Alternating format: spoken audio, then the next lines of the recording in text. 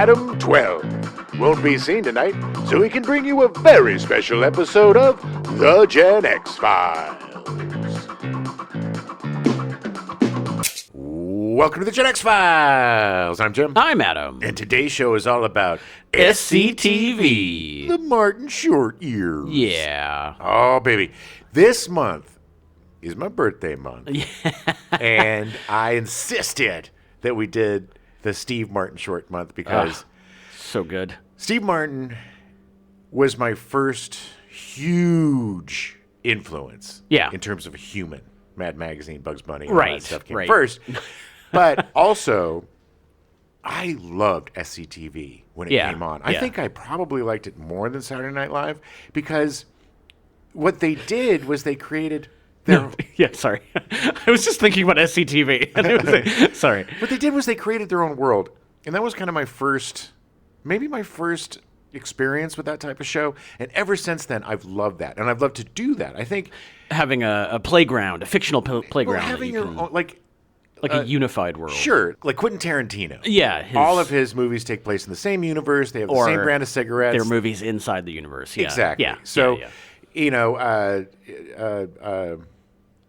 not Paul Thomas Anderson. Wes Anderson. Wes Anderson, you know, has a very specific way of doing things. Right. I've always tried to do this in comedy and stuff. It either works or it doesn't. And I think SCTV is the best example of that because it was basically a TV network, which gave them free reign to parody everything. You can do anything. Yeah. Yeah. I love concepts like that. That's one of the reasons that I always like Doctor Who, even though I don't watch it, is because with the caveat of the show, you could literally tell any story. And the writing was head and tails above Saturday Night Live. I love Saturday Night Live, and there's some great bits from the 70s.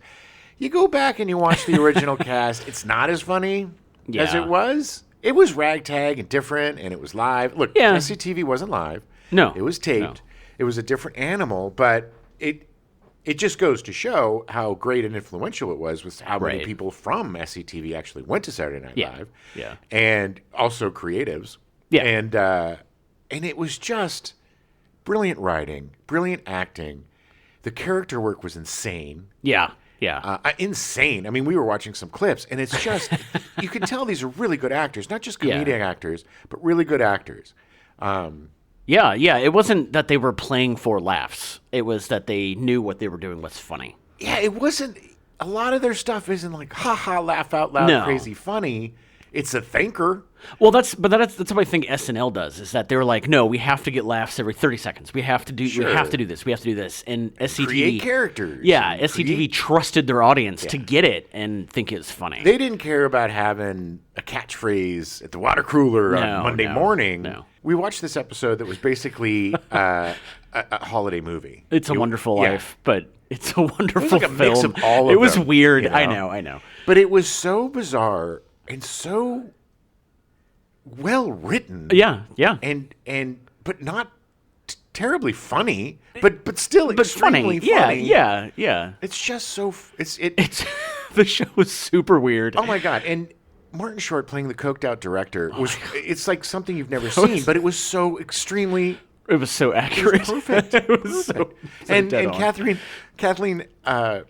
O'Hara, being nobody does drunk better than Catherine O'Hara. Oh, my God. So good. And to see also Eugene Levy and Catherine O'Hara together when they were just babies is so much fun. Yeah. I see, this is how excited I am. I didn't even let you get into it before I got into it. No, it's fine. Well, take yourself back to 1976, April 24th. Saturday Night Live producer Lorne Michaels makes an on-air offer to pay the Beatles $3,000 to reunite on the show. John Lennon and Paul McCartney were apparently watching the show together in New York City and considered walking down to the studio to accept the check. Michaels would raise his offer to $3,200 on SNL's May 22nd episode. That's hilarious. Big spender, Lorne Michaels was. Well, it was a joke. I know. It would have been really funny if they did show up and he was like, well, it's two of you, so here's $1,500. That would have been great.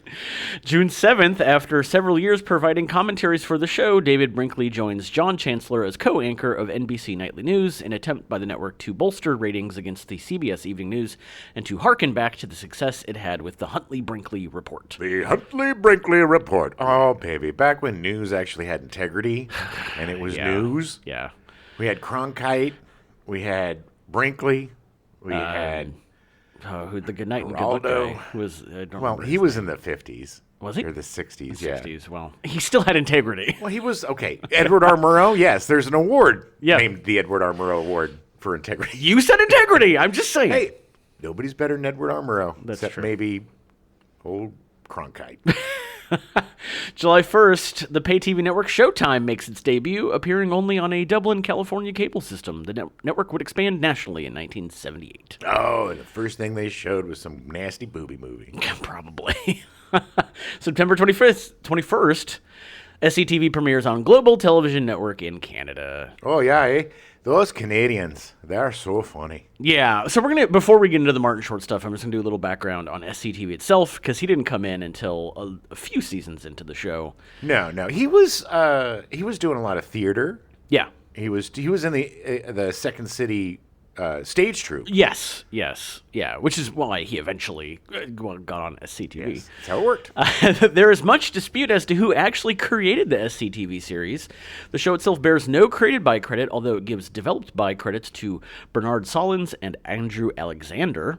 Solins was a Chicago-born writer, director, and comedian best known as the founder of the Second City improvisational comedy troupe with Paul Sills and Howard Alk in 1959. And it's still around today. I didn't know it was 1959. I thought it was the 60s. No, improvisation started to take off in the late 50s and in the early 60s. There was a lot of heralds. There was a lot of rules to it. There was, it wasn't as freewheeling and obnoxious as it is today. There was well, they're still the heralds, and they're still this stuff. But yeah, I hate heralds, man. I hate them. Well, I love it. Look, full disclosure. Yeah, I am an improviser. I did sketch and improv for about 20 years. Yeah, on the circuit. Yeah, in L.A. Yeah, and I loved it. If I could have made money on it, that's all I would want to do. Yeah. Because I loved it, and I did it with a lot of really talented people, which is the only way to do it. I also did it with very untalented people. I got to tell you this real quick. So back when I was doing improv, there was really just two places in Los Angeles. There was the Groundlings, where you go for your classes and then hope to get into the troupe, and then maybe onto Saturday Night Live. That was the path. Yeah. And then there was LA Connection. So LA Connection, I've even heard of that. Oh man. I think was it like the weird little low grade version of the Groundlings? Yes. Worse than that. So I was waiting for my next Groundlings class or something, and in between, I looked up LA Connection. So I went in there and I auditioned, and they immediately put me in their Sunday company, and you got paid. Wait, is that good? Oh, that's the good company. Okay. Well, it was the Friday and Saturdays were the tops. Sundays was like the beginning. Yeah. And then, you would work your way into the Friday and Saturday. And you got paid, quotey quotes. Oh. But I made $5. But what I was like, great, this is awesome. I get to get on stage. It's not like they were very discerning when picking their performers. But who goes up? Yeah. Because I would get up there. There was the worst people I've ever worked with. There was a guy that was so bad, man, so bad, that anytime I was on a scene with him, I would immediately shoot him as soon as the scene started, so he'd have to be dead the entire time, and then we'd make it like a murder mystery or something. But it was torture. And I'm like, I can't do this anymore. They called me up. They're like, we'll put you in the great company. We'll do whatever. Because not that I was great. No, but I was better than the you obviously were better than drones that they had just pulled in for money, because they also wanted them to take classes. Yeah. So it was the worst, absolute worst. It was just the opposite of the Groundlings. Wow. And that was when that's when I started decided to start my own groups. Nice. We'll be talking more about the Groundlings next week when we talk about The Jerk. Oh, yeah. Because I didn't know this, but one of the actors in it founded the Groundlings. Nice. Yeah, it'll be fun to talk about that. So Bernard Solins, he also opened a Second City Theater in Toronto in 1973. Shortly after, Second City Toronto was not doing well. Apparently, I don't know if Canadians didn't get improv or something. Hey, what do you mean there's no script, eh? These are make-em-ups? Wait, but you're saying that there's a guy there and there's not a guy there. You're holding a glass, but there's no glass. I don't know, space work from outer space? Oh, I don't know, eh? This is word. Alexander then offered to assume its debts in exchange for the rights to operate the Second City in Canada. Solons agreed, and in 1974, Alexander took control of the Second City, Toronto. It was a coup. Yeah. In 1976, Andrew Alexander was looking to expand his company into TV, so he called together the current cast of the stage show, including John Candy, Joe Flaherty, Dave Thomas, and Eugene Levy, to discuss a format for a Second City TV series. Man, God, what an amazing group of comedic actors. To be around them. Eugene, the small side note, Eugene Levy's the very first celebrity I ever saw in LA. Really? Yeah. In fact, it was before the internet. This was the late 90s. I was out here visiting a friend, and we were on the 3rd Street Promenade, and I saw him, and I go, oh my God, I don't remember his name. I literally went into a bookstore and grabbed a film book and looked up a movie he was in to remember his name. But he was nice. He was super nice. Oh, you talked to him? Yeah. I went and said hi. Like, nice. I was like, hey, he was actually with his kid, who now is the Schitt's Creek guy. Yeah, the Schitt's Creek guy. Nice. Yeah, he was Dan Levy. Dan. He was like a tiny carbon copy of him, but a much smaller version. Yeah, they got them brows, baby. Yeah. They got those Levy brows. But he was super nice. He was a very nice guy. Well, I could see that. I'm really excited about his Apple TV show, The Reluctant Traveler. Yes, it's going to be great. Also in attendance at the meeting were Second City veterans Harold Ramis, Sheldon Pentinkin, and Del Close, along with business partner Bernard Solons. Del Close, that sounds really familiar. They have a theater. He did a bunch of improv stuff here in North Hollywood. Right. There was theater called the Del Close Theater. Yes. That I've actually produced some shows at. I'm sure you probably performed at. Probably. I don't know if they still call it the Del Close Theater or not, but it was that for a long time. It's now Keebler Cookies presents the Del Close Theater. He was also, I believe he was on the Love Boat. We talked about him on the Love Boat. Yeah, it's just his name is very familiar. Yeah. According to Dave Thomas's account in SCTV behind the scenes, various ideas were batted around then, and here's where meeting attendees remember things differently. Either Close or Patinkin came up with the idea of presenting programming from the world's smallest TV station.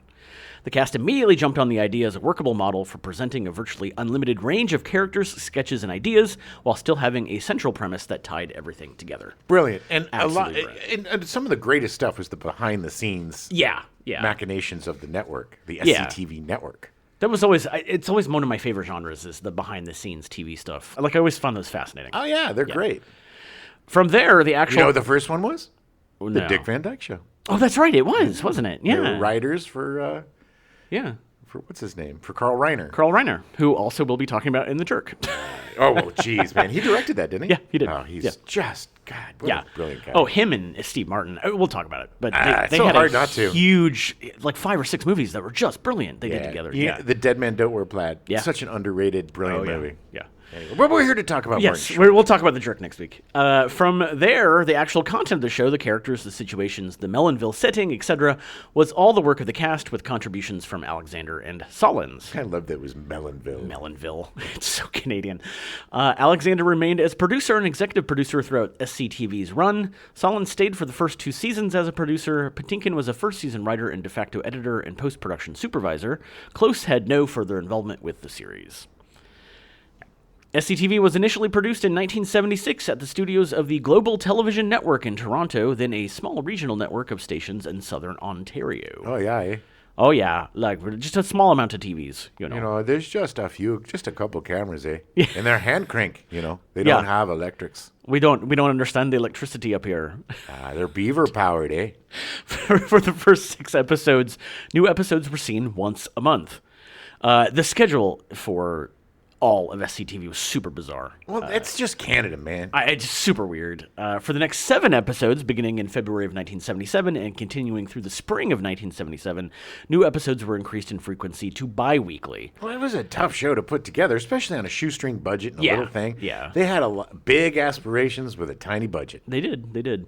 In September 1977, Global ordered 13 additional episodes, which were seen once a week from September through December. Nice. So getting happening more frequently. These irregular scheduled 26 episodes produced over a period of 15 months are considered one season for syndication purposes. All of the original cast, except for Harold Ramis, was from the Toronto branch of the Second City Theatre Improvisation Troupe. Ramis was a Second City veteran, but with the Chicago troupe. And became a really great director. Amazing director. Ghostbusters. Oh, he's so good. I love Harold. What about Bob?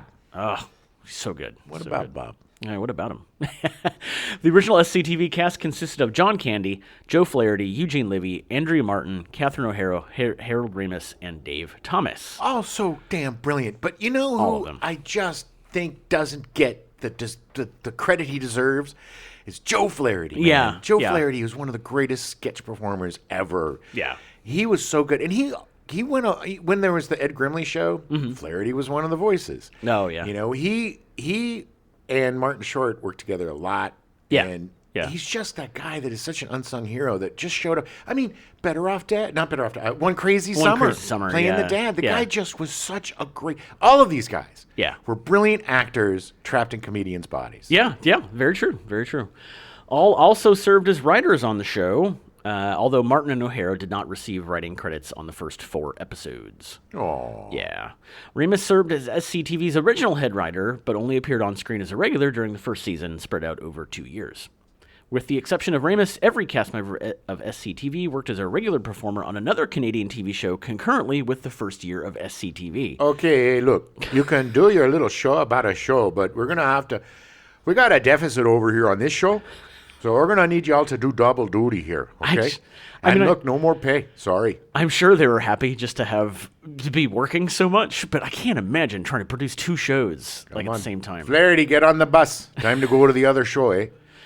Flaherty, Candy, Thomas, and Martin also worked together as regulars on The David Steinberg Show, which premiered the same week as SCTV on the Canada-wide CTV television network and in U.S. syndication. He was big. David Steinberg was really big. People completely forget him. I have no idea who David Steinberg is. On one of the sketches that we watched yesterday, Martin Short was playing David Steinberg. Oh, yeah, that's right. That's right. Oh, as the director. Yeah, he's got like the big teeth, and he's got Right. The David Steinberg Show also featured SCTV cast member Martin Short, but did not use any of the SCTV cast as writers. It folded after a single season. Uh-oh. Yeah.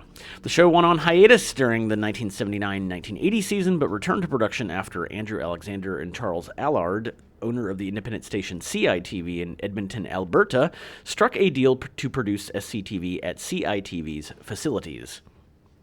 Candy, O'Hara, and Ramis dropped out at this point, and Dave Thomas was promoted to head writer. Added to the cast and writing room were Tony Rosato, Robin Duke, and Rick Moranis. Robin Duke! Yeah, Rick Moranis. Rick Moranis is so brilliant. Awesome. Robin Duke and Andrea Martin worked together a lot. Yeah. They were in what was that Robin Williams movie where he takes over the resort in Jamaica? All of them were in it, actually. I don't know. Because Eugene Levy, Rick Moranis, Robin Duke, and Andrea Martin were all on the show. And you know why? Because Robin Williams used to appear on SCTV. He did, when it first started out. And then he made friends with these guys and threw them in everything. Yeah. I thought, oh my God, we watched that super bizarre Bowery Boys thing with Robin Williams being like a tough guy, but super gay at the same time. And like, it was so weird. Yeah. The Bowery, do you remember the Bowery Boys? Yeah, kind of. It was kind of this, they had the tough old priest and the boys that were, bad boys. They're not bad boys. They're just doing bad things. Right. And they would get into mischief and whatever. And it was just this ridiculous, like, hey, tough guy. It was, it was like the Little Rascals kind of, but, a little bit older. It was super weird. It was funny. It was really funny, but it was super weird. There was a definite way that they portrayed gay people back then that was, not the most... Oh, very effeminate and very, Well, there was that whole scene, too, with Eugene Levy and Martin Short as doing the documentary. Oh, and everybody's walking behind them doing the limp wrist thing and the walk. And the whole joke was that these guys were gay, but they didn't admit that they were gay. Right. But everybody knew they were gay. Right. But it was done in a way that was weird, but still funny. It was funny. Yeah, it was weird. The whole thing was super about the youth of America. Yes. And do they really care? Eugene Levy's character was so great. I mean, I didn't know it was him at first. Yeah. He's so brilliant. So Rick Moranis, a friend of Dave Thomas, primarily known as a radio personality in Canada, was the only cast member not to have come from the ranks of the Second City, which I didn't know. I thought he was part of the Second City. Rick Moranis? Yeah. No, he was too little. Yeah, he was too little. He didn't meet the height requirement. Well, Martin Short came real close then. Well, he was wearing lifts. Oh, okay. He was able to get in. He was a smart cookie. He was a squeaker. He was a squeaker, eh? This season of the show was seen in Canada on the CBC and in scattered markets in the U.S. in syndication. In May 1981, NBC picked up SCTV in a 90-minute format as a presumably inexpensive replacement for the canceled Friday music variety show, The Midnight Special. Yeah, I remember that, too. Do you remember The Midnight Special? Mm-hmm. It was not very good. There was also Fridays, which was another sketch. But I think that was on ABC. ABC. Yeah, I think it was. If I remember correctly. I think I mentioned it at some point in here.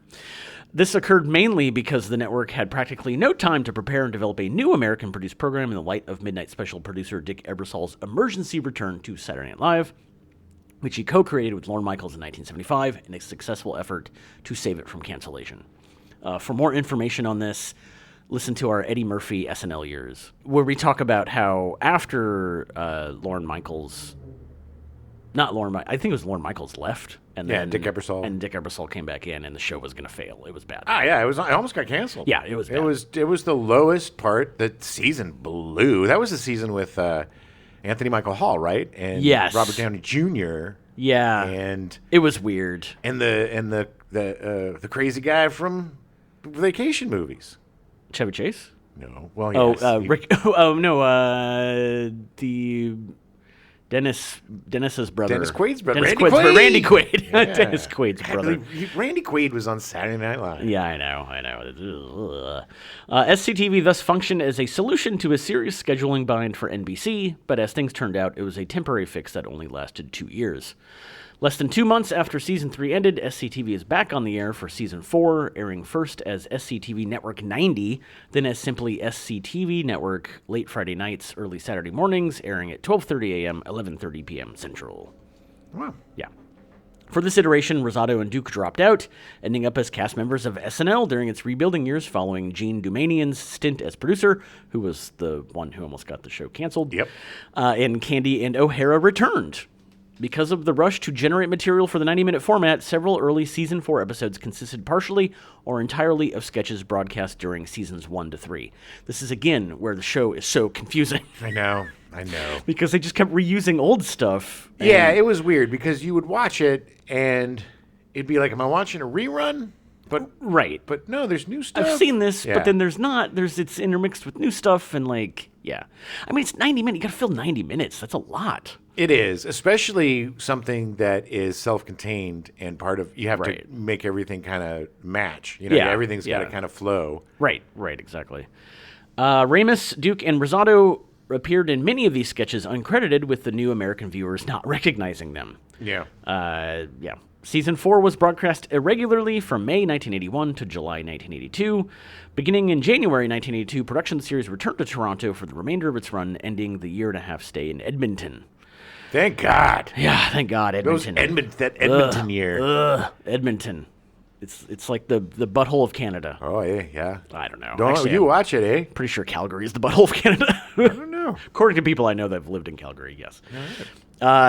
Writer-performer Martin Short joined the cast at the end of Season 4, taping 3 episodes before O'Hara, Thomas, and Moranis left. Yeah, they hated him. No, just I can't be around this little weirdo. Bad blood. One of those. Just kidding. No. That didn't happen. One of those episodes was aired as the Season 4 finale in July of 1982. The other 2 were held for the start of Season 5, which began in October 1982. For the remaining 12 episodes of Season 5, the cast of Candy, Flaherty, Levy, Martin, and Short were augmented by supporting players John Hemphill and Mary Charlotte Wilcox, neither of whom became an official cast member. Yeah, they just threw Hemphill in occasionally. Yeah. Also, during Season 5, Ramis and O'Hara returned for 1 episode each as guest stars, just to make things even more confusing. I know, right? The show ran 90 minutes on NBC, but was edited down to an hour for Canadian TV, which meaning that there was sketches they didn't even see in Canada. Hey, we got short attention span, eh? We got lots of stuff to do, eh? We can't spend 90 minutes watching ha-has. We got lots of we got back bacon to eat, toques to make and wear. I end up drinking too much beers if I'm watching for 90 minutes. Got a lot of Molson in the fridge. The last original SCTV episode for NBC was broadcast in March 1983, with reruns continuing through June. All right. So that's SCTV. Now, let's talk about Martin Short. But let me just say this about SCTV. Even though it didn't last very long, the amount of ridiculous comedy performers we got out of it. Oh, If you look at, Tim and Eric or the Kids in the Hall just about any sketch group or weird offshoot of comedy, you can see the DNA of SCTV in there. Oh, yeah. Yeah. Totally. Especially rewatching clips, because I haven't seen all of it. I only saw mostly the stuff that was aired here in America during the NBC years in the early 80s. There's just no production value, by the way. It definitely embraces the no budget. It really does. And it looks like crap, but it is so funny you don't care. Like that whole movie that they made, it was just so ridiculous. Oddly done with the shots and stuff, but just so funny and so weird. It was so weird. Everything was super weird. I mean, I made this comment that it reminded me a lot of the Kids in the Hall, because in college I loved Kids in the Hall, but it was never like a laugh out loud funny. Some of it was, but it was more just that thinking weird, like, oh yeah, this is funny. Yeah. Because it's just so freaking weird. It was character based. I mean, it was driven by the characters. They had a lot of, same thing with SCTV. It was driven by the characters. Yes. There wasn't, you didn't ever really see Martin Short as Martin Short. Right. He was always, Jackie Jr. or Ed Grimley or David Steinberg. So Martin Short was born on March 26, 1950 in Hamilton, Ontario, the youngest of 5 children of Olive, a concert mistress of the Hamilton Symphony Orchestra, and Charles, a corporate executive with Stelco, a Canadian steel company. It was really great that Carl could be so open-minded about his wife being a professional mistress and having to sleep with all the people in the concerts. In the orchestra. Right. She didn't have to go, seat to seat in the crowd. Well, she was the concert mistress. Oh, so she did have to service the crowd. Yeah. That's how she got her son. They weren't sure that it was Carl's. Charles. His name was Charles. Well, she called him Carl's. Okay. It's the Canadian pronunciation. Oh, you're Carl's. Right. I'm sorry. Yeah, you're right. It's a silent H. So he had 3 older brothers, David, Michael, and Brian, and 1 older sister, Nora. Short's father was an Irish Catholic immigrant from Crossmaglen, South Armagh, in Northern Ireland, who came to North America as a stowaway during the Irish War of Independence. Neat. Stowaway, that's cool. That's a story. Yeah. Short's mother was of English and Irish descent. She encouraged his early creative endeavors. His eldest brother, David, was killed in a car accident in Montreal in 1962 when Short was 12. Oh. Yeah, that's sad. His mother died of cancer in 1968. His father 2 years later of complications from a stroke. Good Lord. Martin Short has had so much tragedy in his life. So much death and loss. And for the guy to be so... Still so joyful and... just such a consummate professional and so funny and so engaged. I mean, he's that guy that could be so annoying, and most of them are. Yeah. I loved Robin Williams. I loved him. Yeah. But man, I got tired of his shtick because he was relentless. He didn't know when to stop. He was an addict. Yeah. But Martin Short is just such a professional and so perfect at being that guy. Oh yeah. Every talk show appearance, every interview is always entertaining. He always comes with something. He's so quick. My favorites were brilliant. He and Conan O'Brien. He would just lay into Conan. And they're really good friends, but he's just the guy that's always at the parties. He's everywhere. Everybody loves him. Yeah. They always invite him. He's like Hollywood royalty. Yeah. And he's deserved every moment of it. Yeah, totally. He earned all of it, for sure. The funniest guys ever. Short attended Westdale Secondary School and graduated from McMaster University with a Bachelor of Arts degree in social work in 1971. That's going to make you a lot of money. Yeah.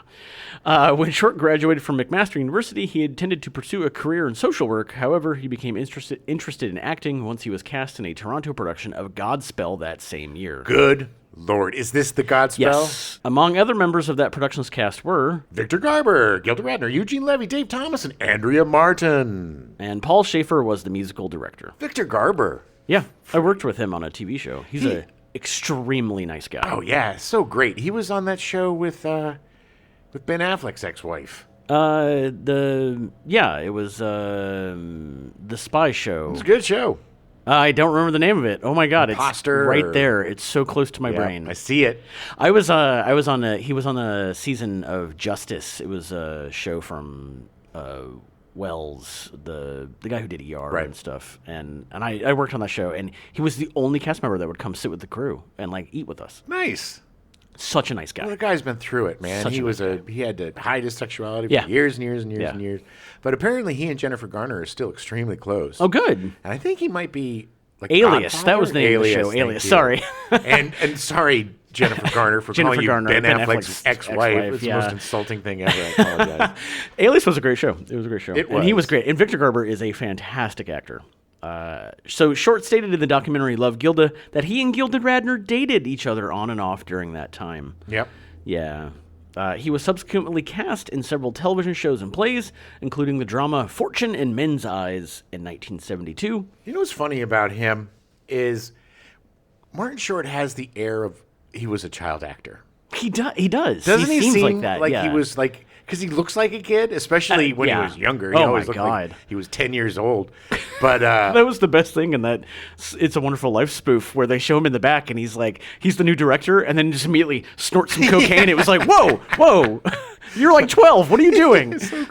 But yeah, it just seems like he was, I think because didn't he do a movie where he was like an ex-child actor or something? Or yes. He has that kind of old... I think he's played a kid. Well, like Clifford, yeah, definitely. Well, that's what I'm thinking of. Yeah. Oh, God, that's such a great movie with me and Charles Grodin. Oh, my God. But he just has that air of a guy that came from vaudeville or came from a performing family kind of vibe, because it's in his DNA, show business. Yeah. Like nobody, like there aren't guys like that, or women aren't like that anymore that just have that DNA of showbiz and are just consummate awesome performers.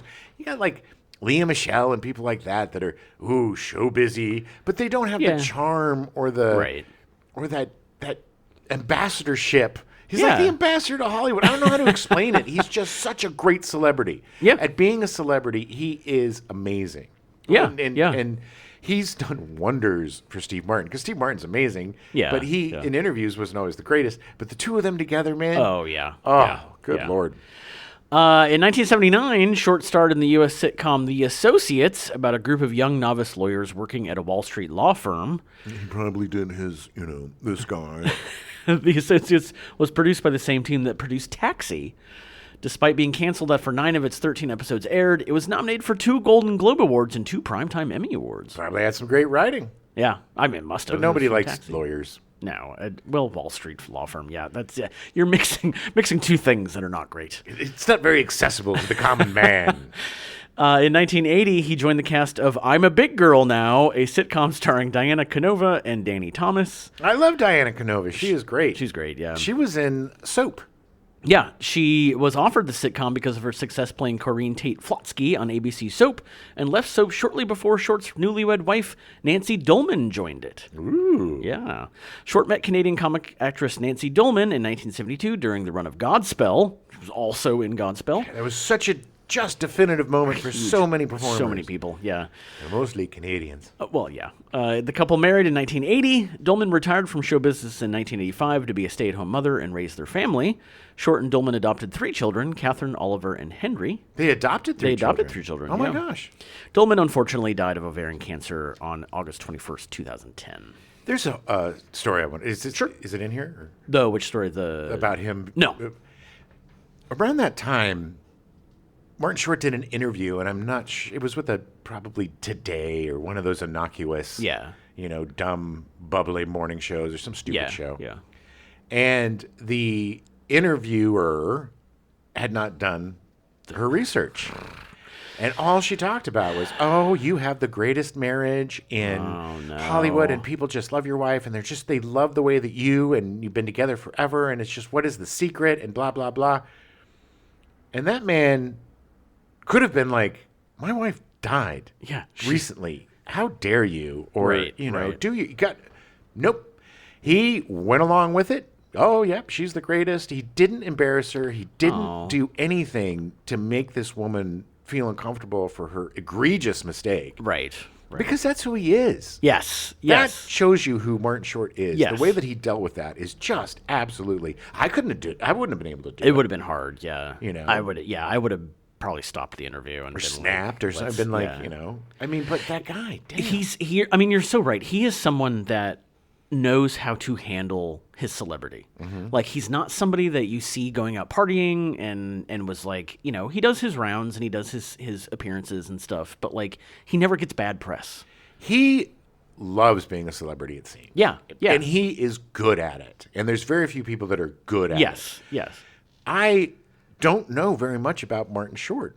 No, I didn't know he was married. All of his talk show hosts. He had adopted kids. Yeah. Like, I didn't know any of that. Because he doesn't use that. It's all coming on and making jokes. It's all coming on and being... He knows that people don't want to sit down with a very serious Martin Short and have a discussion about all of his pain and all of the things he's been through. He's here to bring joy. He wants to entertain. Yeah. He can't help it. It's just who he is. And he's so damn good at it. Oh, he's so good at it.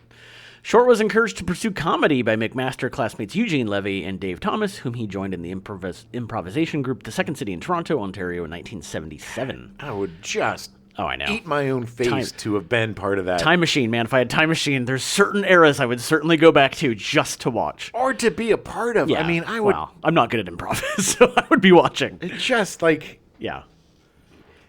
The thing about improv is it's either the worst thing in the world, worse than mimery, worse than anything. Right. Or it is magic. Yeah. And it all depends on who you're performing with.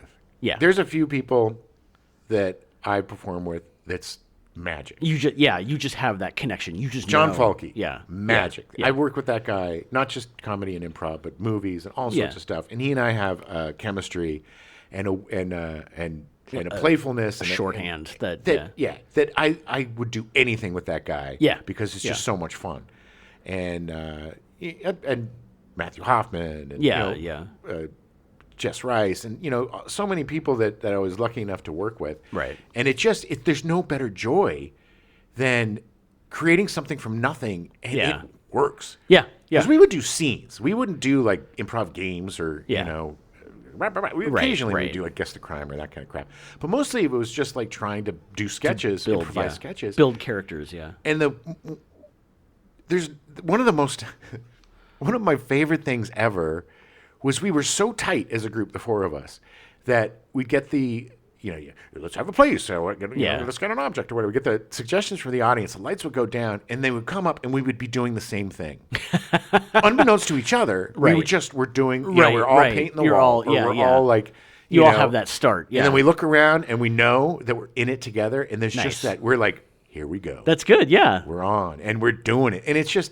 There's really no greater joy to me than really clean, awesome, good improvisation. Oh, yeah. I mean, this is something a long time ago that I felt like having a creative connection with someone even supersedes like a romantic connection. I mean, there's people that you can have this creative bond with that is just magic. And it can also be as taxing as being in a relationship. Yes. Because especially, we were young men and we were very insecure. Yeah. And very headstrong and very competitive with each other. Yeah. And it's just, I think, man, there is no greater source of drama than a comedy group. Oh, yeah. I have never experienced more drama, pathos, pain than being in a comedy group with a bunch of damaged comedians. You never know when somebody's kidding or not, Jim.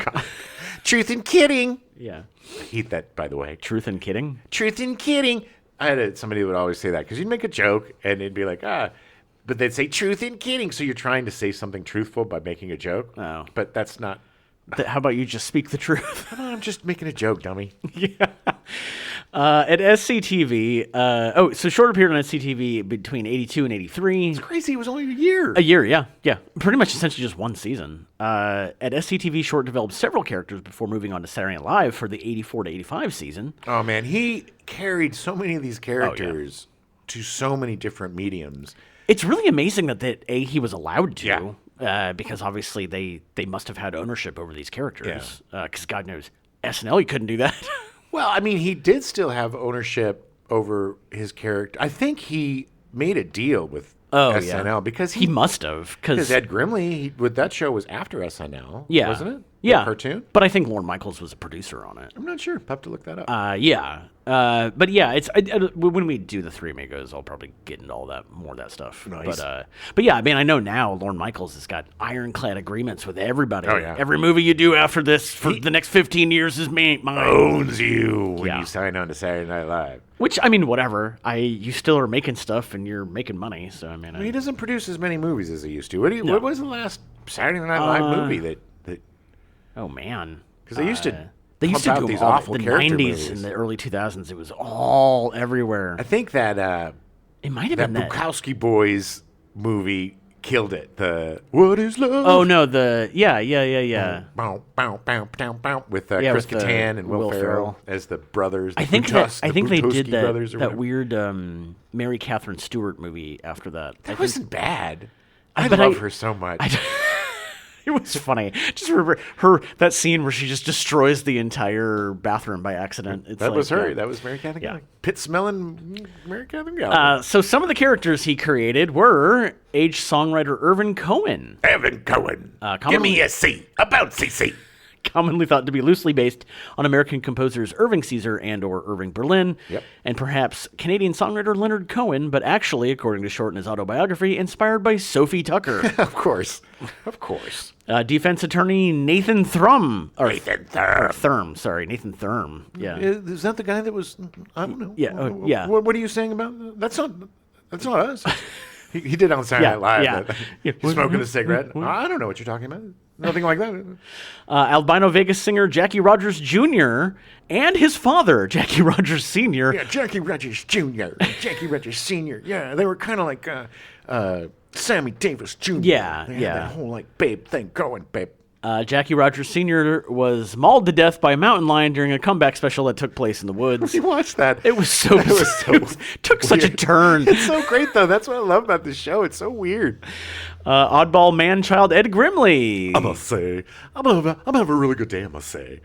Later featured at SNL and in his own short-lived animated television series entitled "The Completely Mental Misadventures of Ed Grimley." The completely mental misadventures. I must say. I gotta tell you, Ed Grimley is hands down my favorite character he's ever done. Oh yeah. Hands down, possibly my favorite SNL character, or I guess I would say SCTV because he's there. Both. Yeah, but there's no explaining him with his little poopy, little weird hair thing popping up and his pants all the way up and his outfit and the way he dances and the way he talks. I must say, I had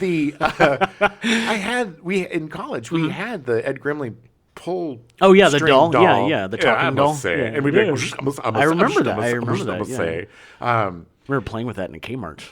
So, in the Ed Grimley animated show was one of the most groundbreaking, crazy. Yeah. Because they would parody like Wizard of Oz and stuff, and it would all be these characters. It would be Leonard. It would be Jackie Rogers Jr. Or it would be Irving Cohen. Or they would all come in it, and Joe Flaherty would be there as Dracula, and it's just so weird and so much fun. The guy's brain is just it's brilliant. Yeah. The Ed Grimley Show, which was produced by Hanna-Barbera and aired for a single season in fall of 1988, is the only animated series adapted from an SCTV character and a Saturday Night Live character to date. Nice. Yeah. In the fall of 1983, NBC wanted the late Friday night time slot for the new Friday Night Videos. SCTV, despite its unexpected popularity among younger U.S. audiences, was not a high priority with the network and essentially acted as a placeholder for 2 years while NBC reevaluated its late-night programming strategies. It was one of those great comedy secrets that you had with your friends. And it was that, and it was Monty Python that you would see on BBC. Right. These cheeky, dirty, different things that just fans of comedy and fans of smart comedy were, we were just completely... we just completely gravitated to those shows because they were so brilliantly done. Yeah. And I would 100% put my sketch writing influence more of an SCTV than a Saturday Night Live. Yeah, it's unfortunate with SNL. SNL's fantastic, and there's lots of great stuff that has come from it, but you're almost kind of tying yourself up because they have to literally do the whole show in 7 days. Yeah. And and because of that, they don't focus on character work. It's more about situational stuff. Sure. Or they have their stable of characters that they write, different sketches for. Yeah. Not so much now as they used to. Not as much, no. It's much more commentary now, political. I think, than anything else, Which is great. It's still very funny. I just watched the last show with Woody Harrelson. Woody Harrelson is the best. He is phenomenal. Got to go to his dispensary. Wood. Nice. He says it's the most beautiful dispensary in the entire America. All right. SCTV was offered a slot on early Sunday evenings by NBC, presumably 7 p.m. 6 Central, but because the producers would have had to alter the show's content to appeal to quote-unquote family audiences, per a 1975 amendment to the primetime access rule, as well as face CBS's dominant 60 Minutes, against which several NBC shows had failed since the 1981 cancellation of The Wonderful World of Disney. Yeah, there were two spots around that time where they would throw in very experimental shows that would die. Yeah. And that was Up Against Dallas on Friday nights. Yeah. Where they had that weird, like, superhero science show with Courtney Cox and I forget the name of it. But anyway, that went up against it.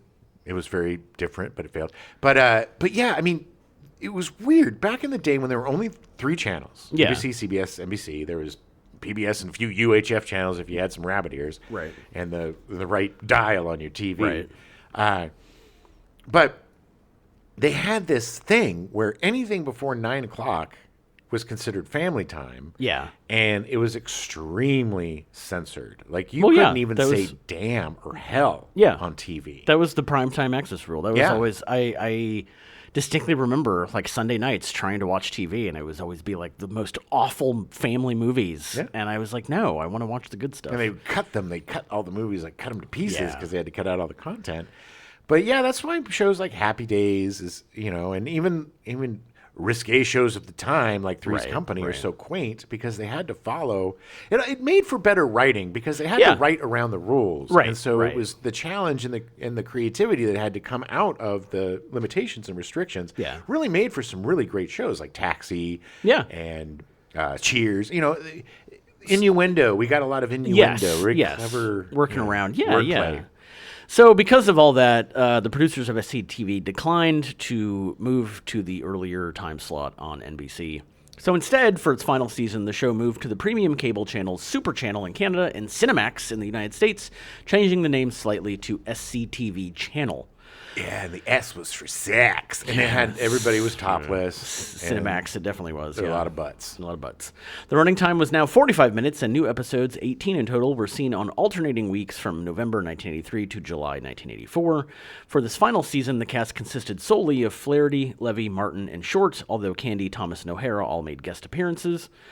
After the show went out of production, several SCTV characters continued to make appearances on Cinemax, with Flaherty reprising his roles as Count Floyd and Guy Caballero during free preview weekends in 1987 and 1988, and Bobby Bittman appearing in a standalone special chronicling his life and career under the Cinemax Comedy Experiment banner. So great. Count Floyd. Oh, yeah. Count Floyd! Yeah. He was the vampire. Character. On September 5th, 1988, ABC aired a one-time special called The Best of SCTV. In the special, Flaherty and Martin returned as Caballero and Prickly. The two presented a look back at SCTV using flashbacks as they tried to convince the FCC to renew their license. Nice. Great. Even the special had to be worked in somehow to the world.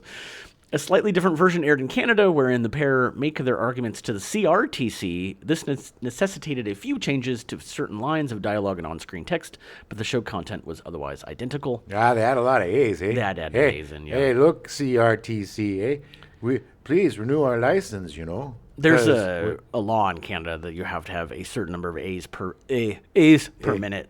Or you get canceled, eh? Yeah.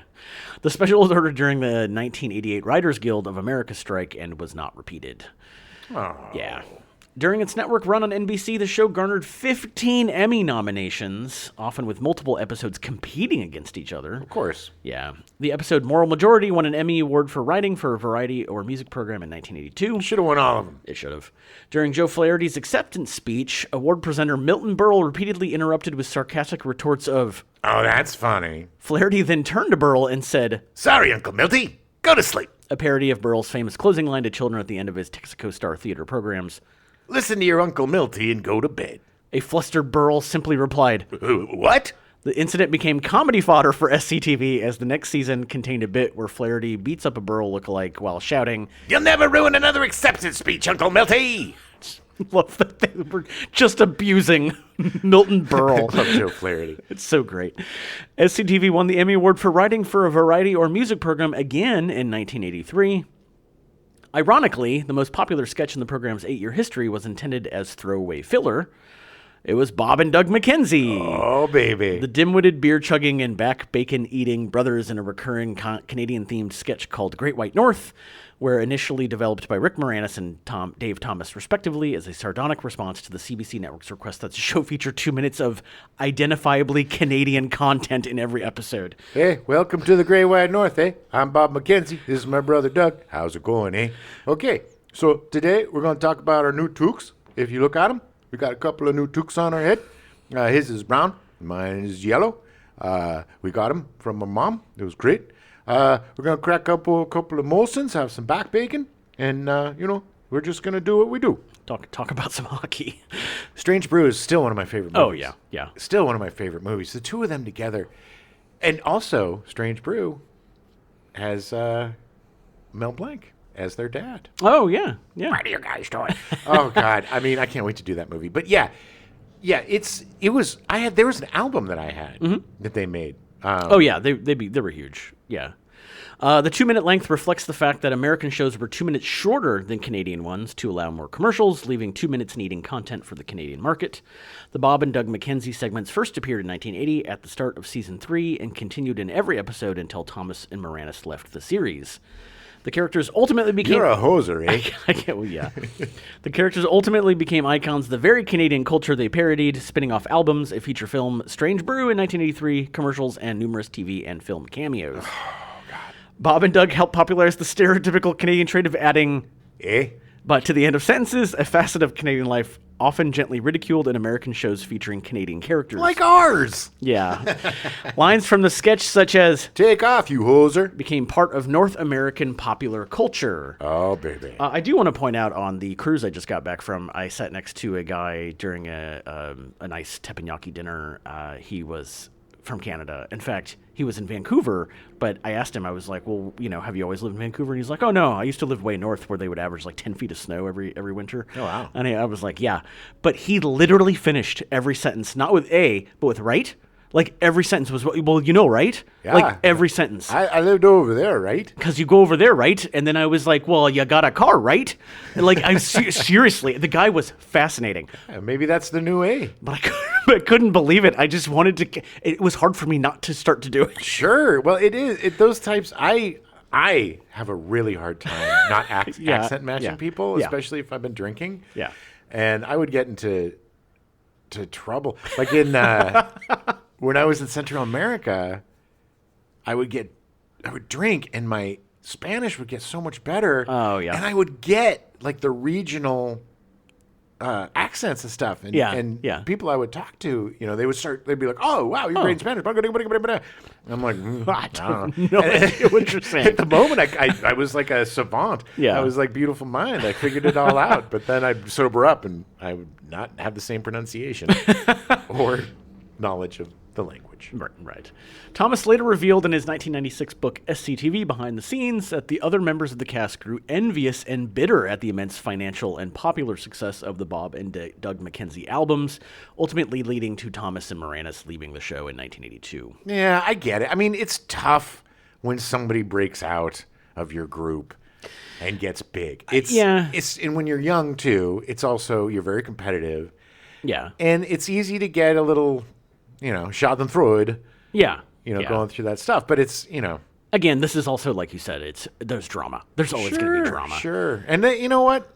The rest of them turned out okay. Yeah, it's fine. They did okay. Flaherty and Candy accused Thomas of using his position as head writer to increase the visibility of Bob and Doug, though the original segments were largely unscripted. An SCTV episode even poked fun at the duo's popularity. Guy Caballero declared that they had become SCTV's top celebrities, supplanting Johnny LaRue. This led to the pair being given a Bob and Doug special with Tony Bennett as their guest, which wound up being a disaster. Guy Caballero. Oh, man. I think, wasn't Guy Caballero, didn't he run the studio? Yeah, I think he, yeah. They had a couple different like heads, like because I know that O'Hara ran one as like an old lady for a while. Yeah, like she was like early on. In April 2018, Netflix announced that Martin Scorsese would direct an original comedy special exploring the legacy of the show. Oh, wow. In May 2018, it was announced the special would be titled An Afternoon with SCTV and air on CTV in Canada and Netflix worldwide. The special was filmed at the Elgin Theatre in Toronto, Ontario, Canada on May 13th, 2018. The filming reportedly lasted around 3 hours and played to a live audience of around 1,500 people. Nice. Unfortunately, on May 12th, 2021, Joe Flaherty revealed in a Facebook comment on a SCTV fan group that the special had been shelved. Why? However, the following day, on May 13th, Netflix revealed the special had not been shelved, but delayed due to Martin Scorsese's other commitments. What? Yeah. Again, go back to SCTV. Super confusing. Lord, did it ever come out? No, it has never come out. What? Netflix claims that it will at some point. But they filmed it, and it's been filmed for like 4 years. Use it as a tax write-off, like Batgirl. But I don't know if Scorsese's like directing the documentary part of it. And well, I mean, he's got to put his thumb on the post-production. It's not like he just lets people do. He's been so busy doing other stuff. He had to make The Irishman, apparently. Yeah. So, yeah, that's it. That's SCTV. Hopefully at some point that special will come out because it'd be great. Oh, my God. It would be amazing. But this, like I said, SCTV was extremely formative for me. It was extremely... I love discovering, like I said, when I discovered Benny Hill or when I discovered Monty Python or SCTV, it was almost like you found something you shouldn't. Right. You were up in your grandpa's attic and you found his Playboys. But it was kind of the same. My father was a DJ and a radio guy, and I inherited his records after he passed. And I remember going through those as a kid and finding comedy albums like Dick Gregory or Jonathan Winters or like even old Richard Pryor albums and Mort Saul, and just like I found this stash and it felt like something secret. I found Red Fox, man. Oh, nice. And I loved this was such a wake up call for me. Not a wake up call, but this was such a strange moment because I love Sanford and Son. Mm-hmm. And Sanford and Son is a funny, great, sweet show. Red Fox's stand up is filthy. Yeah. Filthy. It's like learning about Bob Saget's stand up. It's my God. Whoa. I loved it, but it was like, I remember running to the volume, turning it down. No! But I had my secret stash of comedy albums. Nice. And it was this kind of thing, late at night, you're watching PBS, and there comes Benny Hill. There's boobies, but it's also super funny. And the same thing, the boobies get you in there, but the good writing and the comedy is what gets you sticks you in. Because, of course, I mean, Monty Python, same thing. Yeah. There was some, cheeky nudity and stuff in there, so you'd be like, but then you forget about all that because it's so silly and different and smart. There's nothing better than smart, stupid comedy. Yes. And SCTV was brilliant at that. Oh, yes. And like half-wits. Oh, God, that was so funny. But in terms of Martin Short, watching him on this, it cemented him as one of the greatest sketch performers ever. One of the greatest character developers. Like that guy, some of his characters may sound a little bit alike, but they are so distinct from each other. Oh, yeah. So much so that he could create a whole show just with all of his characters, Ed Grimley. Oh, yeah. Brought them all in. But that guy, from his coked out director in the Christmas movie, which, his eyes and everything was just friggin' perfect. He just... When they fired him, he was just like, okay, sure, all right, I guess I'm gonna go over here. And then but then the guy in the documentary or the impersonation or Lipschitz and Lipschitz, or that's all just classic stuff. So brilliant. He took that, and it was so awesome for me when he went to Saturday Night Live, and that period is one of my favorite periods of Saturday Night Live because it also had Christopher Guest, also had Harry Shearer, and they would do in that period. A lot of it was pre-taped. But there was this one bit that I'll never forget. That was one of my there's this one bit that I'll never forget. That's one of my favorite sketches on SNL. Yeah. Was they did this thing with Harry Shearer and Martin Short where they were synchronized swimmers, male synchronized swimmers. Yeah. And the whole bit was Martin Short is like, I'm not a very strong swimmer. And he had like little floaties and stuff. Yeah. And it was basically the Halfwits character. Right. You know? But it's so funny and rich. And the way these guys, when you watch brilliant sketch guys or brilliant improvisers working together, there's just a magic that happens. Yeah. That it's better than just about anything.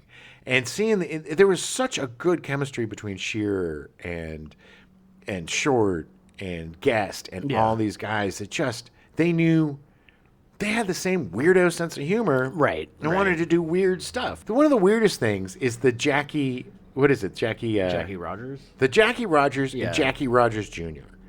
Because Jackie Rogers is just your basic, hey guy, I'm an old crooner kind of guy, but Jackie Rogers Jr. is an albino. So it was like, oh, okay. He's got all. It's just instead. I don't know. The guy is brilliant in terms of the way he does characters and the way he puts them together. And so many guys, it's just a wig and a face, and it's like whatever. Yeah. But you don't need a wig and a face with him. No, they give it to him, but he doesn't need it because he is just so great at being a chameleon. Yeah. So great as a mimic. What makes a really great impression isn't a perfect voice. Isn't a perfect mimic of that person. It's finding something within that person, expanding it. Yeah. And that's what makes a memorable impersonation. And that's what he did. Yeah. It may not have been the perfect voice, but he got the vibe. Yeah. You know, and you will be forgiven for your voice if you've got the vibe. It was instantly recognizable. Yeah. And this, an amazing start to an amazing performer. Yeah. And hopefully an amazing month. Yeah, it's gonna be fun. This is gonna be fun. I'm super excited to do The Jerk, and Three Amigos, and it's gonna be great. We're super excited. For the first time ever, we're doing something contemporary. Yeah, we're gonna do Only Murders in the Building because it's Steve Martin Short, baby. Such a fantastic show, and it's such a great evolution of this partnership that has gone on for years, and friendship that has gone on for years and years, and the two of them together, there's nobody better. I watched their comedy special on Netflix. That's probably the only thing that would get me out. Yeah. To a concert is I would love to see the two of them. See them live. Oh my God, it would have been the greatest. All right, we'll be back next week. Thanks for listening. Martin Short.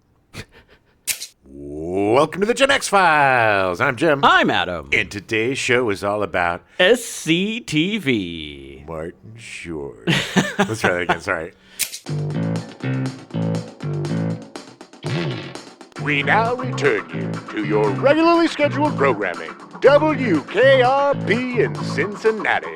Already in progress.